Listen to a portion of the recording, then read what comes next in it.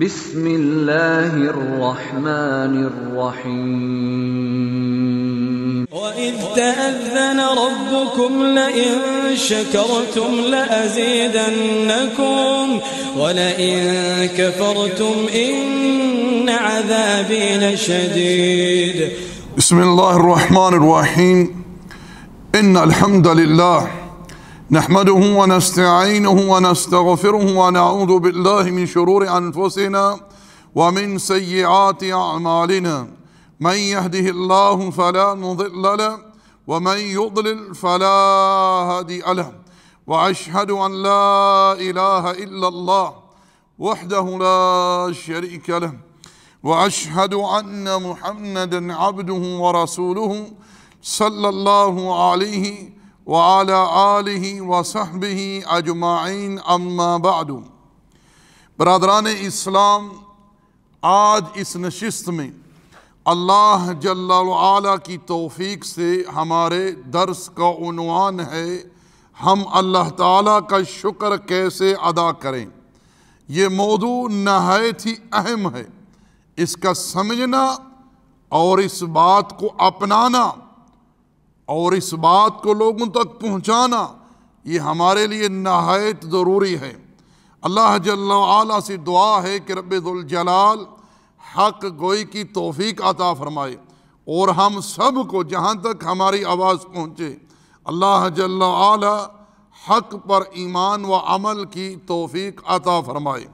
میرے بھائیو، پہلی بات تو یہ ہے کہ ہمیں اس بات پر پختہ یقین جازم اعتقاد رکھنا ہے کہ ہمارے پاس ہر نعمت، چاہے وہ ظاہری ہو یا پوشیدہ ہو، وہ اللہ کی طرف سے عطا کردہ ہے۔ رب ذوالجلال نے قرآن مجید میں ارشاد فرمایا وَمَا بِكُم مِّن نِعْمَةٍ فَمِنَ اللَّهِ، تمہارے پاس جو نعمت ہے وہ اللہ کی عطا کردہ ہے۔ رب ذوالجلال نے ایک دوسرے مقام پر ارشاد فرمایا لَإِن شَكَرْتُمْ لَأَزِيدَنَّكُمْ، اگر تم شکر بجا لاؤ گے میں تمہیں اور عطا کروں گا۔ یہاں ایک نقطہ آپ لوگ سمجھ لیجئے، وہ یہ کہ عام طور پر لوگ یہ سمجھتے ہیں اگر کسی شخص کو دنیا کا مال و متاع مل گیا، شہرت مل گئی، منصب مل گیا، کرسی مل گئی، وہ دنیاوی کامیابی سے جو ہے وہ مالا مال ہو گیا، لہذا اسے بڑی نعمت مل گئی، بڑی عطا مل گئی، اس پر بڑا فضل ہو گیا۔ میرے بھائیو، یہ ساری نعمتیں، یہ ساری عطائیں ٹمپریری ہیں، عارضی ہیں، مستقل نہیں ہیں اور یہ محدود ہیں۔ نبی علیہ السلام نے کیا فرمایا؟ مَن يُرِدِ اللَّهُ بِخَيْرٍ يُفَقِّهُهُ فِي الدِّينِ، اللہ جس سے بہتری کا ارادہ کرتا ہے اللہ تعالیٰ اسے دین کا فہم عطا کر دیتا ہے۔ اصل چیز ہے کہ رب ذوالجلال کسی انسان کو، کسی شخص کو دین کا فہم عطا کر دے، توحید کا فہم عطا کر دے، اس انسان کو رب ذوالجلال کی معارفت حاصل ہو جائے، وہ انسان شرک سے بچ جائے۔ اللہ تعالیٰ نے قرآن میں کیا ارشاد فرمایا؟ فَمَنْ زُحْزِحَ عَنِ النَّارِ وَأُدْخِلَ الْجَنَّةَ فَقَدْ فَازَ، جسے اس روز قیامت کے دن دہکتی ہوئی آگ سے بچا لیا گیا، جنت میں داخل کر دیا گیا، وہیں کامیاب ہو گیا۔ اب غور کریں کہ حالت نماز میں ہر نمازی جب وہ سورۃ الفاتحہ پڑھتا ہے جس کے ذریعے وہ اپنے رب سے کلام کرتا ہے، اپنے رب سے مخاطب ہوتا ہے اور اللہ تعالیٰ اپنے بندے کی طرف توجہ فرماتا ہے، بندہ زمین پر یہ کہتا ہے الحمدللہ رب العالمین، کہ تعریف اس اللہ کے لیے جو عالمین کا رب ہے۔ رب ذوالجلال اپنے عرش پر اس بات کا جواب دیتے ہوئے ارشاد فرماتا ہے حمدنی عبدی، میرے بندے نے میری تعریف بیان کی ہے۔ تو میرے بھائیو، اسی دوران بندہ اپنے رب سے کیا کہتا ہے؟ اہدنا الصراط المستقیم، اے اللہ میری رہنمائی کر صراط مستقیم کی طرف، سیدھی راہ کی طرف۔ کون سی سیدھی راہ ہے؟ صراط الذین انعمت علیہم، راہ ان لوگوں کی جن پر تو نے انعام کیا ہے۔ اب یہ انعام یافتہ لوگ کون ہیں؟ اب یہ انعام یافتہ لوگ کون ہیں؟ آئیے غور کریں کہ قرآن مجید کس طرح آیات کی خود تفسیر فرماتا ہے۔ جیسا کہ رب ذوالجلال نے سورۃ النساء میں ارشاد فرمایا وَمَن يُطِعِ اللَّهَ وَرَسُولَهُ فَأُولَئِكَ مَعَ الَّذِينَ أَنْعَمَ اللَّهُ عَلَيْهِمْ مِنَ النَّبِيِّينَ وَالصِّدِّيقِينَ وَالشُّهَدَاءِ وَالصَّالِحِينَ، اور جس نے اطاعت کی، فرما برداری کی اللہ اور اس کے رسول کی۔ اللہ اکبر، اللہ تعالی ہمیں توفیق عطا فرمائے، اللہ ہمیں ایسے لوگوں میں شامل کر دے۔ فرمایا کہ یہ ہوگا قیامت کے دن ان لوگوں کے ساتھ جن کے اوپر رب ذوالجلال نے اپنا انعام کیا ہے۔ کون سے ہیں وہ لوگ؟ ارشاد فرمایا کہ وہ انبیاء ہیں۔ وہ کون ہیں؟ وہ انبیاء ہیں، وہ صدیقین ہیں۔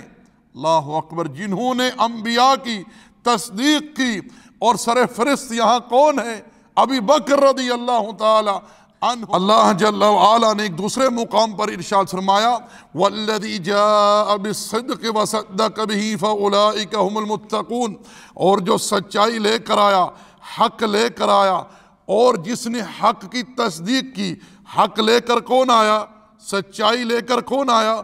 محمد رسول اللہ صلی اللہ علیہ وسلم۔ اور سچائی کی، حق کی تصدیق کرنے والے کون؟ سب سے پہلے ابی بکر رضی اللہ تعالیٰ عنہ۔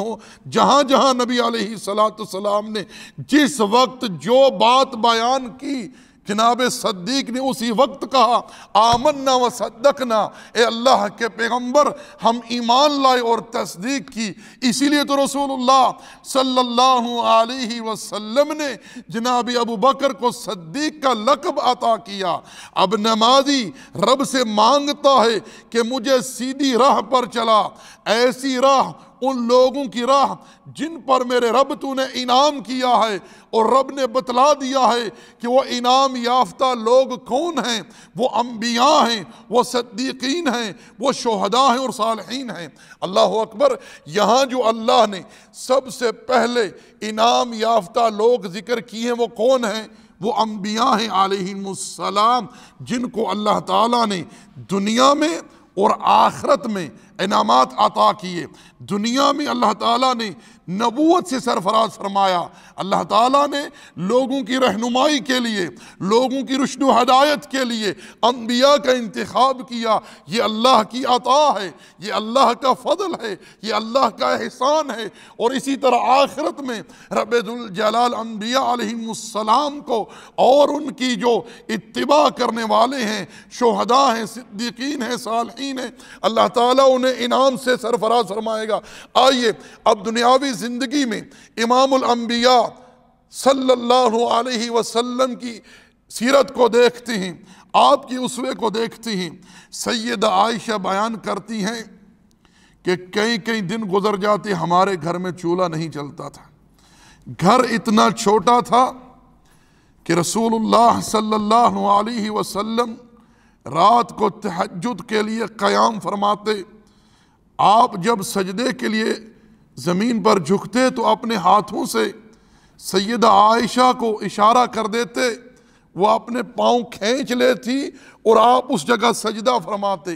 یعنی گھر، کمرہ، حجرہ اتنا چھوٹا تھا۔ جناب عمر رضی اللہ تعالی عنہ ایک دفعہ نبی علیہ السلام کے پاس داخل ہوئے۔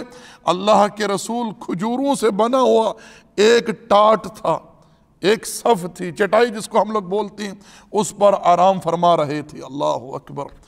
اس وقت نبی علیہ السلام کے جسم اطہر پر قمیض نہیں تھی، آپ کے جسم پر کھجوروں کے جو تنے تھے ان کی ٹانیوں کے نشان جو نمایاں نظر آ رہے تھے۔ عمر رو پڑے یہ دیکھ کر، اللہ کے رسول قیصر اور کسریٰ مخمل کے بستروں پر سوئیں، بڑے بڑے محلوں میں رہیں، اور اس کائنات کا امام، اولین اور آخرین کا سردار، اللہ کا خلیل، اللہ کا محبوب رسول اللہ صلی اللہ علیہ وسلم ایسے بستر پر آرام فرما رہے ہیں۔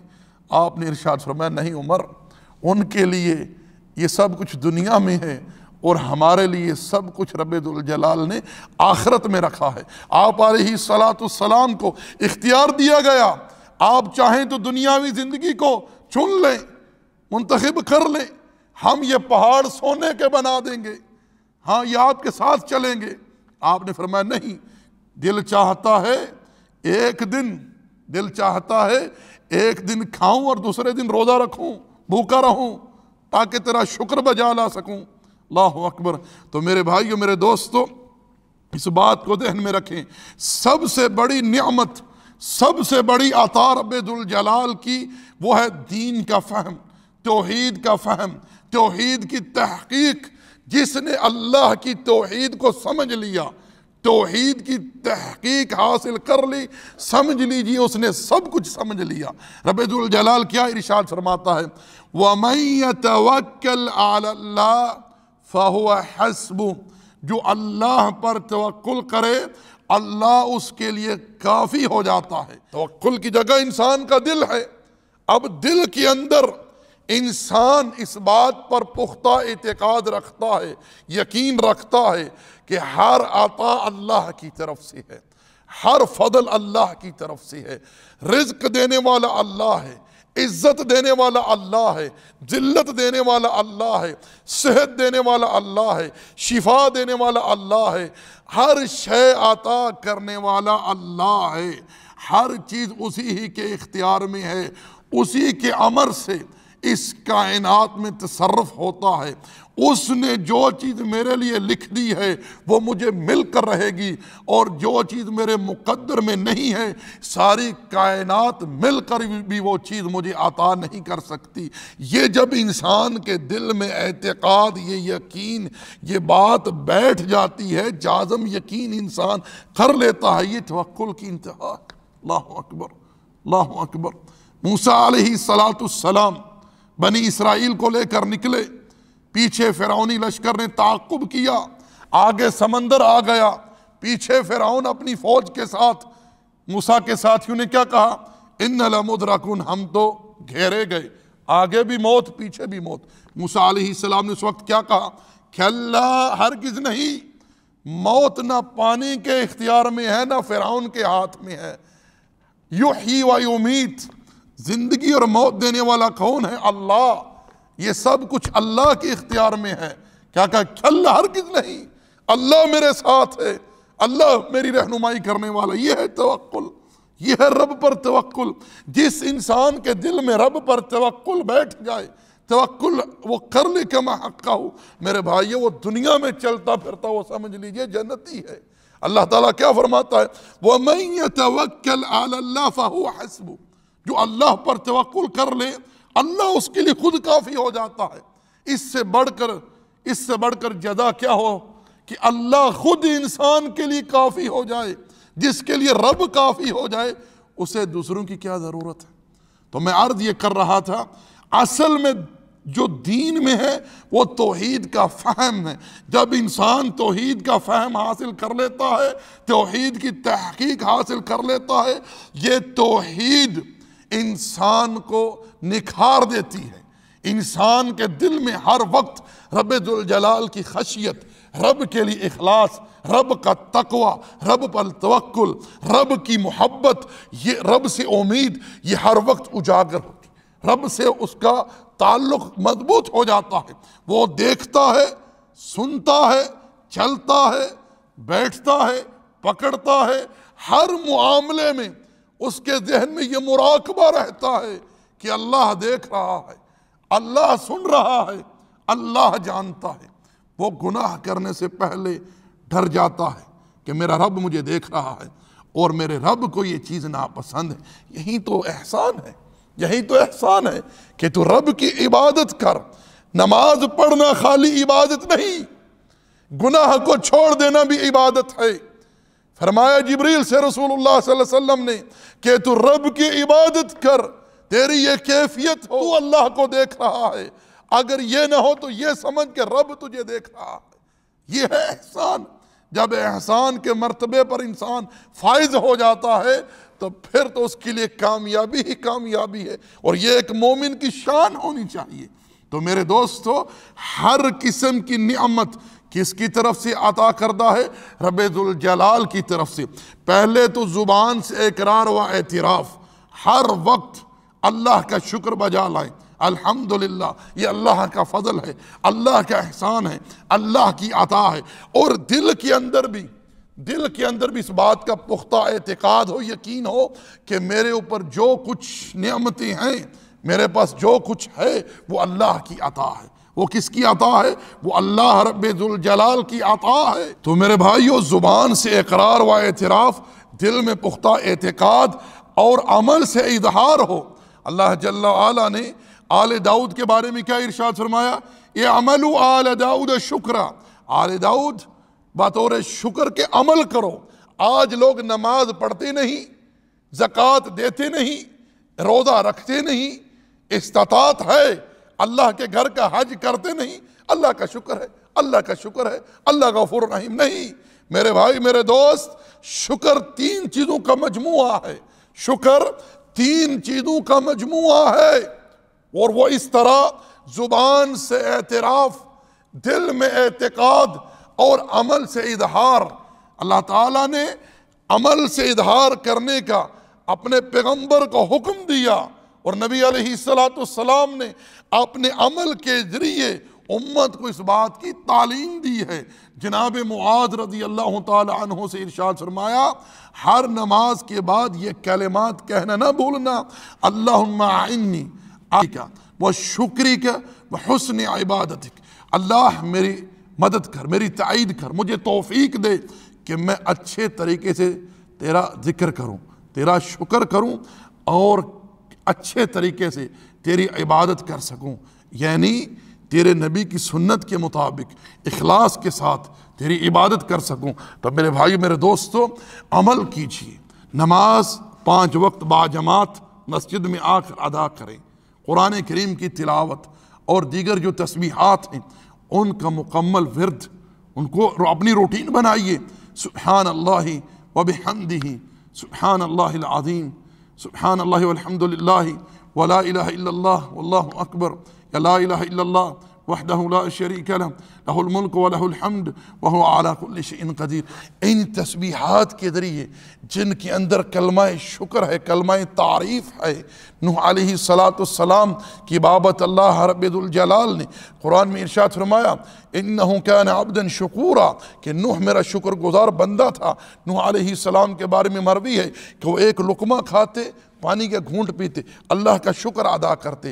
اور نبی صلی اللہ علیہ وسلم نے کیا فرمایا کہ انسان ایک گھونٹ پانی پیے، ایک لقمہ کھانا کھائے، اللہ تعالیٰ کا شکر ادا کرے، اللہ کو یہ چیز بہت زیادہ پسند ہے۔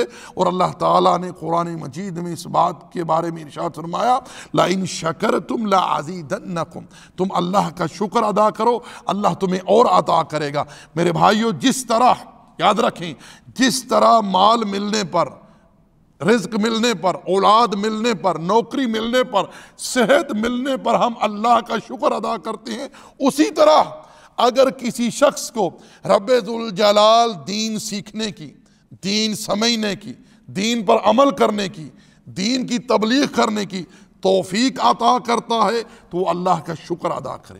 ذالک فضل اللہ یؤتیہ من یشاء، یہ اللہ کا فضل ہے، اللہ جسے چاہتا ہے عطا کرتا ہے۔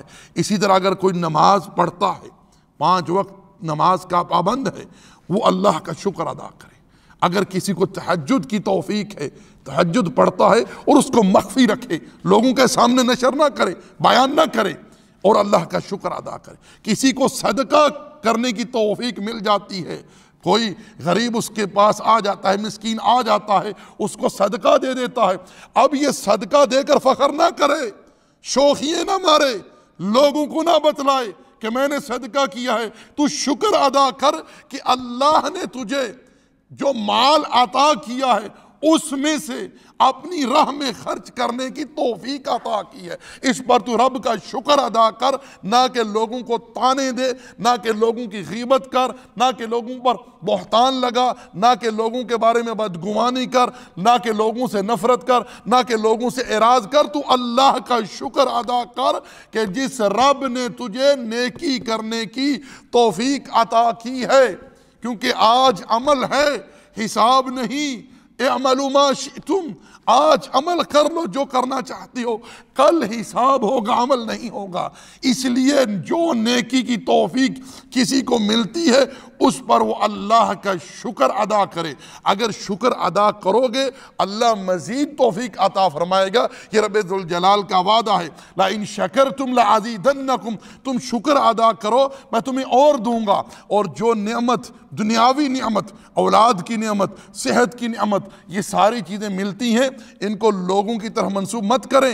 یہ مت کہیں کہ میں نے فلاں درگاہ پر چڑھاوا مانا تھا، چادر مانی تھی، دیا مانا تھا، بچے کے سر پر جو چٹیا ہے اس کی نظر مانی تھی تو میں چڑھاؤں گی، مجھے نعمت مل گئی، اولاد مل گئی تو اب میں وہ نظر پورے کرنے جا رہا ہوں۔ یہ شرک ہے، حرام ہے۔ ایسی نظر پورا کرنا کسی کے لیے قطعی طور پر لازم نہیں ہے، نہ ہی واجب ہے، بلکہ یہ گناہ ہے، اور گناہ کی نظر پورا کرنا حرام ہے۔ ان چیزوں سے باز رہیے۔ یہ اللہ کی نعمتوں کی ناشکری ہے کہ سب کچھ عطا کرنے والا رب ہے، اور جب نعمت مل گئی، چاہے وہ اولاد ہو، نوکری ہو، صحت ہو، دکان چل پڑی، کچھ بھی ہو، مل گئی، تو کہا کہ فلاں کی نظر کرم ہے، فلاں کی عطا ہے، فلاں کی وجہ سے، فلاں کی وجہ سے، دعا کا نتیجہ، میری محنت کا نتیجہ نہیں۔ اللہ کا فضل ہے، اللہ کی عطا ہے، اللہ کا احسان ہے۔ اس بات کو لوگ سمجھتے نہیں ہیں، اسی وجہ سے کثیر تعداد مسلمانوں کی شرک میں مبتلا ہے۔ اگر یہ نقطہ امت کو سمجھ میں آ جائے واللہ بہت سارے لوگ شرک اکبر سے بچ جائیں۔ پہلی بات تو یہ ہے کہ لوگ اس بات پر پختہ جازم یقین رکھیں کہ ہر قسم کی عطا اللہ کی طرف سے ہے، اور اللہ اپنے بندوں کو جو عطا کرنے والا ہے، دینی یا دنیاوی، کسی معاملے میں کسی کا محتاج نہیں ہے، اور نہ ہی اس کو کسی سفارشی کی ضرورت ہے کہ کوئی سفارش کرے تو وہ کسی کو عطا کرے گا۔ اس کا یہ دعویٰ ہے، اس کا یہ اعلان ہے، اس کا یہ وعدہ ہے، ادعونی استجب لکم، مجھے پکارو میں قبول کروں گا۔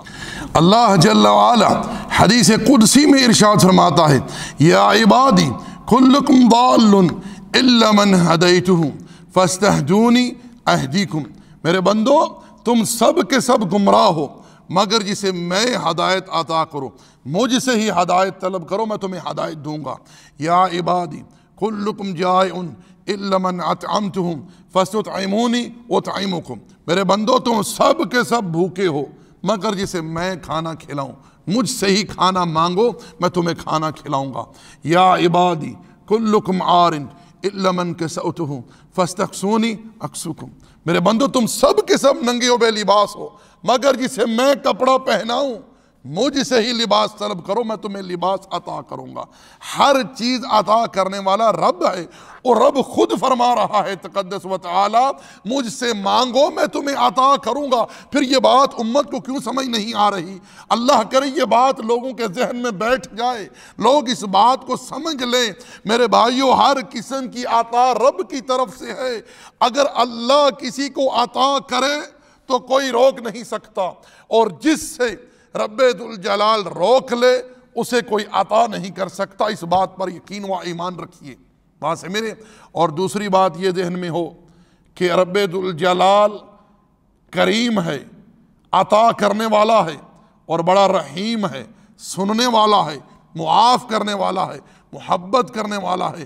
جو مانگتا ہے اس پر خوش ہوتا ہے، اور جو نہیں مانگتا اپنے رب سے، رب اس سے ناراض ہوتا ہے۔ یہ شان دیکھیں مالک کی، وَهُوَ الْغَفُورُ الْوَدُودُ، وہ ایسا ہے جل وعلا جو گناہ بخش دیتا ہے، بخشنے کے بعد محبت کرتا ہے۔ وہ کہتے آؤ آؤ میری بارگاہ میں آؤ، توبہ کرو، مجھ سے مانگو، میں عطا کروں گا، لیکن لوگ جو ہیں وہ کہیں اور جا رہے ہیں۔